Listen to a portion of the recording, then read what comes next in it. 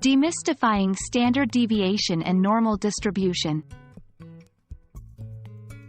Hello, English learners and future GMAT takers. Today, we're diving into a crucial topic for the GMAT Quantitative Reasoning section: standard deviation and normal distribution. These might sound like big words, but by the end of this video, you'll have a clear understanding of what they are and why they matter.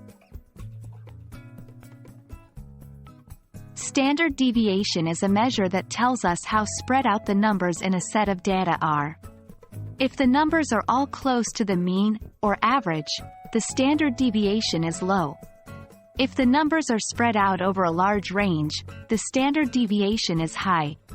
Imagine you're comparing the test scores of two classes.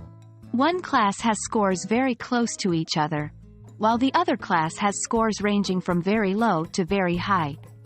The class with the wider range of scores will have a higher standard deviation. Key takeaway: standard deviation gives us insight into the variability or spread of a set of data.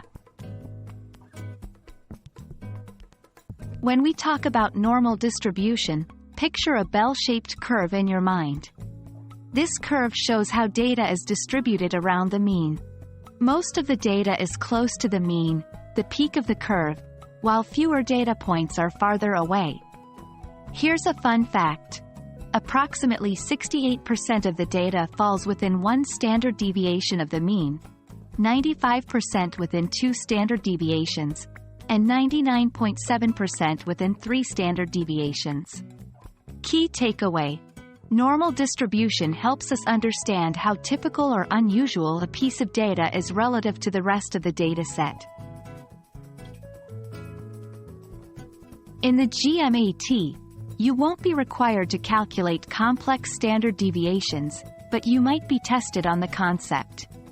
For instance, you could be presented with two sets of data and asked which has the higher standard deviation. Remember the key: it's about how spread out the data is. Let's take a real-world example. Suppose a shoe company produces shoes in different sizes based on foot length data. They need to know the average foot size, mean, and how varied foot sizes are, standard deviation. This way, they can produce more shoes in popular sizes, close to the mean, and fewer in sizes that are less common. A normal distribution curve can help them visualize this data. If they see a high peak around the size 8, with fewer data points as the sizes get smaller or larger, they'll know size 8 is the most common and will produce accordingly.